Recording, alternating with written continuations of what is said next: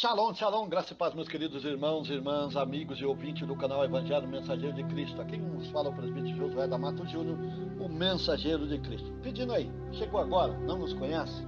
Deixa seu like aí, deixa seu comentário. Ainda melhor, se inscreva no canal, venha ser o Mensageiro de Cristo conosco, venha fazer parte desse canal, vamos juntos anunciar Cristo para nações. Deixa aí seu like, deixa seu comentário. Gostou do vídeo? Compartilhe. Nós vamos estar falando aqui que nossa luta não é contra a carne nem contra o sangue, mas sim com os principados e potestades. A declaração nossa luta não é contra a carne nem contra o sangue significa que lutamos contra seres, não lutamos contra seres humanos. A nossa luta aí, Paulo deixa claro que a nossa luta não é contra homens, mulheres, mas sim a nossa luta, a nossa verdadeira batalha é contra os exércitos de seres malignos que fazem oposições contra a obra de Deus.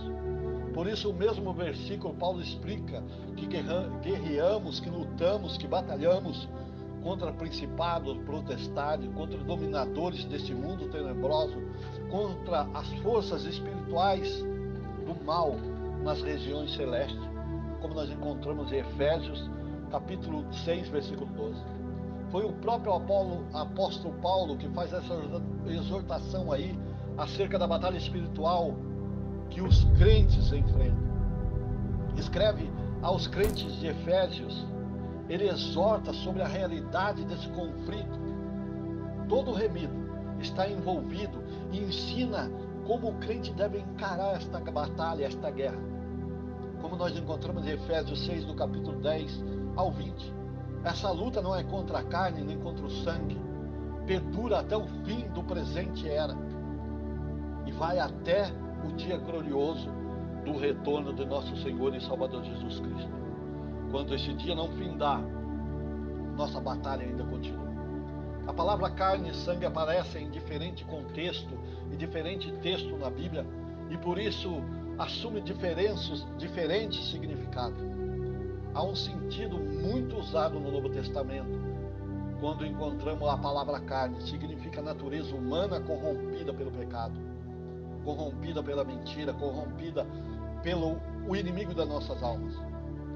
Mas quando o apóstolo Paulo diz que nossa luta não é contra a carne nem contra o sangue, ele aplica a palavra carne como significado à própria constituição aí humana, com as suas limitações e fragilidades e fraquezas. O apóstolo Paulo faz uso aí da combinação carne e sangue outra vez em sua epístola. Escreve ao crente dos Gálatas. Ele diz que seu ministério não está fundamentado num conselho de carne e sangue, ou seja, não está fundamentado nas limitações frágeis e aprovações humanas, mas na escolha do próprio Deus. Gálatas capítulo 1, versículo 16. Ele também explica aos coríntios que a carne e o sangue não podem herdar o reino de Deus. Com isso, ele faz a indicação da importância da doutrina da ressurreição em 1 Coríntios capítulo 15, versículo 50. Em certa ocasião, aí, Jesus também ele vem usar essa expressão. Jesus também usa essa expressão carne e sangue. Nesse mesmo sentido aí, a sua intenção era apontar a debilidades humanas, não apenas aí física, mas também intelectual e mentais, como nós encontramos em Mateus capítulo 16, versículo 12. Portanto, o ensino de que nossa luta não é contra a carne nem contra o sangue enfatiza de fato somos participantes de uma batalha e que não é fácil. Não estamos lutando aí simplesmente contra as fraquezas da existência humana, mas contra um inimigo muito perigoso, muito mais forte, muito astuto.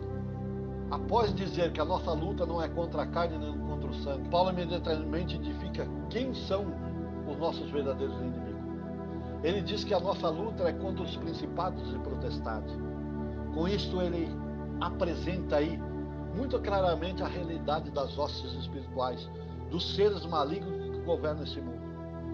Isso significa que o reino das trevas não é composto por desorganizações e sem propósito, mas é por seres organizados, numa hierarquia bem definida e que se empenham em fazer oposição à obra do inimigo, à obra de Deus e ao povo de Deus. Em outra palavra, o texto bíblico está dizendo que a nossa luta não é contra a carne nem contra o sangue, porque na realidade estamos lutando contra o diabo e seus demônios e que e contra todos que estão sob o seu controle, mas contra os anjos caídos que estão vindo. Esses anjos caídos são autoridades que dominam este mundo de trevas. Aqui, porém, é necessário fazer uma observação acerca da soberania divina. O fato desses principados e potestades serem governantes deste mundo tenebroso, não significa que eles agem a parte do poder e do controle de Deus. Não, eles não fogem aí, tem um poder limitado e controlado por Deus.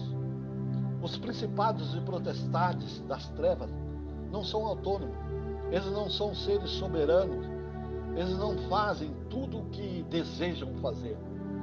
Satanás e seus anjos só podem atuar dentro do limite estabelecido por Deus. Como diz Lutero, é um cachorro na coleira de Deus. Ele só pode ir até onde Deus permite.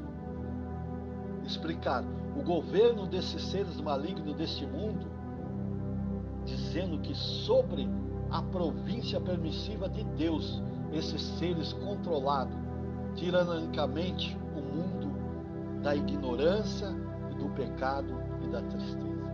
Os principados e potestades controlam. Os principados e potestades contra as quais lutamos são forças espirituais do mal nas regiões celestes. A expressão regiões celestes aqui deve ser entendida como sendo reino extraterreno. Isto é, a esfera acima da terra e embaixo do céu, que é a morada de Deus. Então, não se pode confundir esse significado de regiões celestes nesse contexto com outras aplicações e expressões semelhantes que falam do lar, dos remidos com Deus. Essa luta contra a carne e contra o sangue das regiões celestes é uma batalha que acontece sobre a nossa cabeça. Ao mesmo tempo em que Paulo diz que nossa luta não é contra a carne nem contra o sangue, identifica nossos verdadeiros oponentes, ele ainda se preocupa em explicar como devemos lutar essa guerra. Se nossa luta não é contra a carne nem contra o sangue, obviamente nossas armas nesta batalha também não devem ser armas humanas, armas físicas, mas sim arma espiritual. A verdade que os principados e potestades já foram derrotados por Jesus na cruz, como nós encontramos em Colossenses capítulo 2, versículo 15. Contudo, isso não significa que agora eles são inoperantes, que eles não têm força, que eles não têm poder. Eles são inimigos derrotados, mas estão destinados ao juízo eterno, ao lago de fogo, mas ainda tentam causar maiores estragos possíveis. Antes da sua ruína, antes do seu fim, antes do seu julgamento, eles tentam causar o maior estrago possível, porque eles sabem que eles já estão derrotados, já são perdedores. Então o apóstolo Paulo explica que a única maneira de resistir ao ataque do diabo é estando revestido da armadura completa de Deus, como nós encontramos em Efésios capítulo 6, versículo 11. A nossa luta não é contra a carne nem contra o sangue. Então, não temos nenhuma chance de vitória se usarmos as nossas próprias armas. Aquele que tenta lutar contra os principados e potestades, lançando mão das suas próprias forças e das suas próprias capacidades e dos seus próprios méritos, jamais terão sucesso nessa guerra, porque a nossa luta é contra coisas maiores. Nossa armadura é de Deus. A capacidade do crente de forma suficiente e permanecer firme contra as investidas do maligno. Paulo ainda enfatiza que o cristão deve revestir da armadura completa de Deus, como nós encontramos em Efésios capítulo 6, versículo 13. Nenhuma das suas partes deve ser esquecida ou negligenciada. Nossa luta não é contra a carne nem contra o sangue, mas contra o inimigo superior aos homens, força e poder. Contudo, revestida a armadura de Deus, podemos descansar na certeza de estarmos habilitados para resistir e para vencer as hostes de potestade deste mundo. Então lembre-se que a nossa luta não é contra a carne nem contra o sangue, mas nós temos que revestir de toda a armadura de Deus. Temos que estar revestido. Não podemos tentar lutar com forças humanas, achando que podemos todas as coisas contra Ele. Nós não podemos nada, não conseguimos nada, não fazemos nada, se não tivermos Deus do nosso lado. Então, meu querido irmão, minha querida irmã, meu querido amigo, se revista da armadura de Deus, se revista do poder, da autoridade de Deus e busque o conhecimento de Deus. Amém? Shalom, graça e paz. Gostou desse vídeo?